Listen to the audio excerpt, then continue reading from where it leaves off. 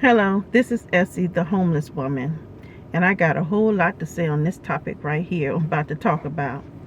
I was watching a short tonight about teachers, and they basically talking about the kids nowadays and how the kids are being told they're special by their parents. So the kids don't listen to nobody. They don't listen to the adults. They don't listen to the teachers. They think that they're so special that everything that come out their mouth need to be heard first, even over the teacher. And that she was saying that, yeah, your kids are special to you and her kids are special to her. But when you're all in a room, nobody is special. You need to have respect for each other and know when to talk and when to listen. When to talk is when you have something to contribute to the conversation, and when to listen to what someone else has to say. And I was like, man, I totally agree with this teacher that said this. And I'm going to tell you about my experience with a little girl when I was doing Uber. This is another thing that bothers me too. I always knew that it was racism in the world since the age of 10 years old, experiencing it myself for the first time. My father used to come home just with an attitude, just mean. My father, he was a good provider. He was a hard worker. I can depend on him whenever I needed him. I could depend on him. But he had, he would come home with an attitude, basically. And so we as kids did not know why. Why is he coming home with this attitude? My mother used to say, she used to tell us, because he's working with all those white people. That's what she used to tell us. And so as a kid, yeah, I'm aware of racism, and as my father being a black man and have to work around a bunch of white people, I could not really fully grasp what she was saying, not fully as a kid, until I became an adult myself. And I'm like, okay, I totally understand what my mother was saying. Having to deal with Caucasian people and working around them, and this country being as racist as it is, even though some Caucasian people say they don't see racism. Anyway, so I go through the same thing doing Uber. I go through the same thing. So the racism is constantly in my face. When I spent time with the older black woman I was telling you guys about that was in her 90s, I met her when she was 92. She passed away at 100 years old. So I said spent 8 years being around her. She, before I started being around her, I knew, yeah, there's racism. But she opened up my eyes even more to the racism. That as a young person, you might not see as much. And from her opening up my eyes even more, and then seeing the things that I see on YouTube, being an Uber driver and experiencing things, it is very much in my face all the time. I feel for black people. I feel for us black people and what we have to put up with. The ignorance, the constantly feeling like somebody is coming after you with light skin, constantly coming after you to destroy you, to put you under, just everything bad. And I do have to say, there are some good Caucasian people. I see them. I have had them in my van. I have talked to them. I had one, I used to be a crochet instructor, and I had a Asian student. I said Asian, a Caucasian student. And we were talking about it one time, and she said it is so shameful what they have done to you guys. And when she said that, because I used to always wonder, why do Caucasian people act like they don't see what's going on with us, what their people are doing to us? Like, why do they always act like they don't see it? They act like it don't exist. And so I said, is that what it is? They're ashamed. Because when she was saying it, she was like, it is so shameful. And I was like, and she is one person that did try to act like she did not see it, because it was a black woman in my class one day, and she was talking about it. And so Janet, her name, I don't want to say her name, I almost said her name, but she acted like she didn't see it. So the black lady was like, come on, come on. She was calling her name, come on, you know. And so she just act like it didn't exist. So then later on, because I had been her crochet instructor for years. So later on, that's when she said, it is so shameful. So I said, oh, okay, maybe she's embarrassed by it, and maybe that's why she was acting like it didn't exist. So some Caucasian people are just so ashamed of how we are treated by their own people. And so I want to say that first before I continue talking. I am not talking about all Caucasian people. I like Caucasian people that's not racist, and I like having conversation with them. I'm actually I don't know if we could say friends with a lady that is half Caucasian and half Asian. So anyway,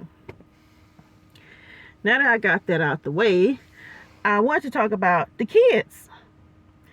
One night I was doing Uber, and I had a Caucasian family in my van, mother and father and a daughter. The daughter looked like she was around 10. I say 10. So, they were, talking, whatever. And I could tell she is one of the childs that's been told that she's so special, and that everything that she say is important, and that it needs to be heard, and it needs to be talked about. Now, I told you guys how I was raised. I was constantly told to shut up. Okay. And I think that stunted my speech, constantly being told to shut up. My mother said that I didn't talk until I was 2 years old.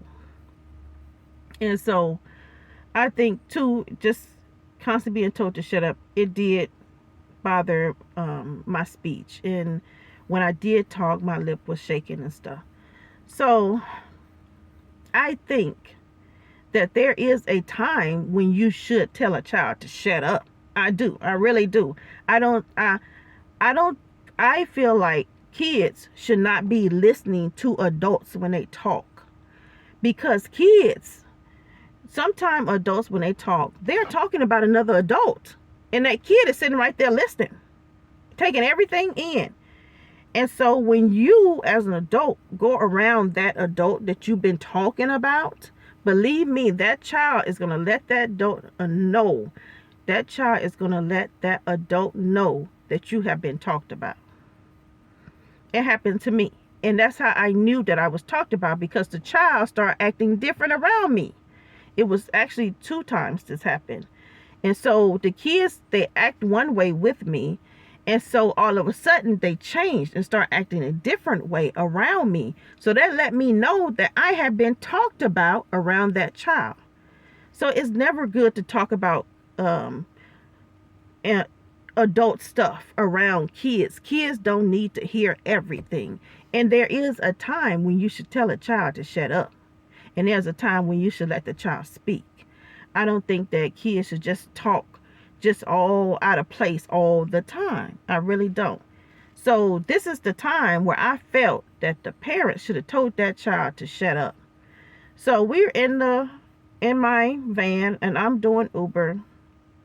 And so the child brings up one day in the class, and the teacher, they were I guess they did some type of essay. I don't know what it is that they would do at 10 years old. But anyway, the girl was talking about black people. So she said, yeah, I don't call them black. I call them people that happen to be black. And so me as a driver, sitting here driving, do you honestly think that is the right time to bring up a topic like that? I sure didn't. And so right when the girl started bringing it up, I'm rolling my eyes. I'm like, here we go again. Here we go again. So instead of the mother, because the mother was back there with her daughter, instead of her like bumping her, telling her to shut up, be quiet, no, they let her talk.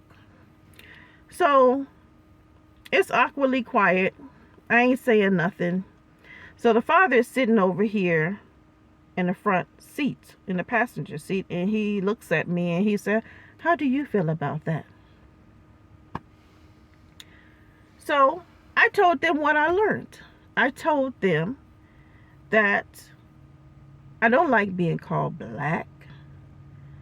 I told them that we are indigenous to this land.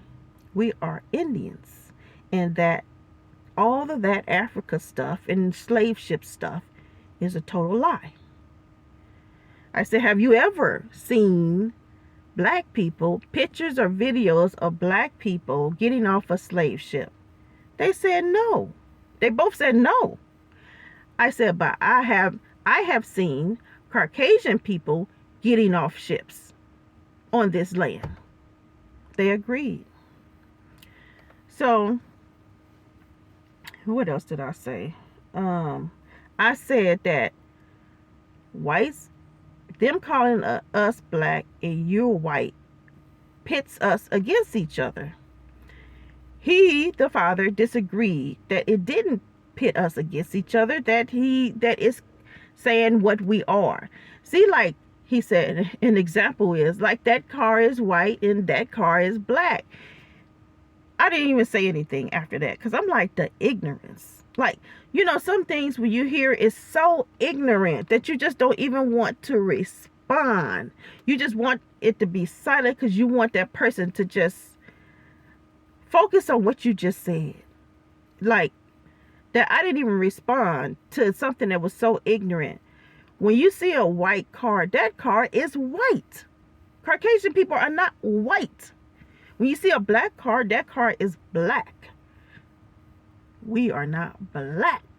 So I just didn't even respond. I felt like it was so stupid. And then I didn't want to like keep, you know, going with this black and white thing. And they're in my van. I didn't even want to even bring up, you know, talk about the topic. But the little girl brought it up. And she knew what she was doing when she brought it up. So I get them to their hotel. And they're getting out. And the little girl says, this was a good conversation. And I'm thinking to myself, yeah, I bet it was. To you, I bet it was. You need to stay in a little kid's place. That's what I was thinking in my head. You need to stay in a little kid's place. Do you honestly think that my parents would let me do something like that? Say I'm in an Uber and I'm a kid and the person that's driving is Caucasian. Do you honestly think my parents would let me bring up some type of racial topic that is involving Caucasian people and then just started just talking and listening to the conversation that's going on? And I done brought up the topic. My parents would not let me do something like that. They'd tell me to shut the hell up, or they probably hit me in my mouth. But first of all, I wouldn't be stupid enough to bring up a topic like that. As a little kid, I had common sense not to do that. But I felt like this girl got common sense. She was being, it was conniving. It was because you see that I'm a so-called black woman. Why would you bring up a topic like that? So that's why I say some kids need to be told to shut up, to stay in a child's place. There's a time for a kid to talk and a time for a kid to shut up. So I totally agree with that short that I listened to today when it was talking about the kids nowadays and how they're so disrespectful to adults and they don't listen to adults. I 100% agree. You can't say nothing to these kids without them getting an attitude. They're so sensitive. I have never in my life seen a group of sensitive people in my life. So I was watching YouTube, and It was some type of Washington meeting, some type of big meeting, and it was a Caucasian woman, and she was talking about the black youth and how they need to be basically concerned with the black youth, because the black youth is not, put it like this, in other words, the black youth is not controllable. The black youth is basically out of control. From what she was saying, that's what I got, that they need to be concerned about the black youth. Because when we were coming up, if you look back, when we were coming up, we got whoopings. We got our butt whooped. Okay, we have more respect for adults, and they have taken the whoopings out of the home. You can't hit the kids anymore. And so now look at the kids, they're out of control. And so now they need to be concerned about the black youth, but you took the whoopings out of the home, and now it has backfired on you. Because I believe they took the whoopings out of the home because they want the kids to be disobedient. They want the kids to be out of control, so then they can take them and lock them up in prison, so then they can make money. But they never thought about that it could be a disadvantage to them, that they need to be so concerned about the black youth. So I believe it has backfired, because every time that a government is overthrown or there's some type of war, it is the young people that fight, not the older people. It's the young people that get out there and make things happen, that overthrow governments and stuff like that, with them fighting. So yeah, I do see it in the black youth nowadays, that they are they're not like when we were coming up, put it like that. My mother has adopted 6 kids. Yeah, 6 kids. And they all are, one is doing good. He has joined the army, and he's about the smartest one that she has adopted. But the other 5, okay, and then one, he's doing okay. But, there's someone helping him, so he's doing okay. I say the other 4 are not doing good at all. In and out of jail. One is 22, and she got like 3 kids already, and 2 have been taken away from her. And so it's just, yeah, I see my mother went through a lot with them, especially after they became teenagers. She went through a lot with them, and she's still going through it with them, and they all are adults now, but they want to live with her. They don't want to work.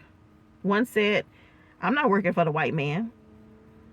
And so, but he wants to be up on my mother. He wants my mother to take care of him. So they want to live with her. I'm her biological daughter, and I'm not living with her. So I'm like, my mother is not letting them live with her. She's not. She's 73 or 74. I think she's about to be 74 next month. It's just going to be stress. Who wants to deal with someone in their 20s at 70 some years old, living in your house, probably on drugs, lies, steals? Who wants to put up with that? I don't want to put up with it, and I'm 49. I don't want to put up with it. So I can imagine my mother being her 70, she don't want to put up with that. So they don't want to work. They just want to, when I graduated, actually before I graduated, I had summer jobs. I want to work. I want to make my own money. I want to buy a car. I want to, I want to go shopping. I wanted to make money. I was working. These kids now, they don't want to work. I'm like, but they still want clothes, and they still want a car, and they still want this and that. but they don't want to work for it. They want to get it crooked ways. They want to get it the fast way. So, yeah, I think about, sometimes I think, do I really want to have kids? But my mother tell me, yeah, you don't want this. You don't want to deal with this. I said, that don't mean that my kid is going to be like that. She was like, yeah, that's it is. I said, no, it don't. It don't mean that my child is going to be like that. I really believe that all kids are not like that, you know. So it's that righteous and that unrighteous that's got to come down. And all kids are not unrighteous. All kids are not bad, you know. So I don't believe that my kids are going to be bad. And I'm not going to claim that. I don't care how much she say they are. I'm not going to claim that my kids are going to be bad. My kids are going to be good. And they're going to believe in Yahweh, and they're going to be obedient. That's how my kids are going to be. I'm not claiming that. So anyway, I just wanted to talk about this topic. But yeah, I go through the crap that I have to hear as a black woman doing Uber from Caucasian people. You know, when that so-called virus was going on, and them saying, oh yeah, black people, they the first ones to, you know, to die from it. And I'm like, oh my God, really? You believe everything you hear on the news. Everything. Like, we are the strongest people on the earth. The strongest people. And so we're the ones to pass away from a so-called virus. We're the ones that pass away when we're giving birth. Yeah, right. Yeah, right. They doing something. I believe they're doing something to the so-called black women in the hospitals. That's what I believe. They're always targeting our numbers. Always targeting our numbers.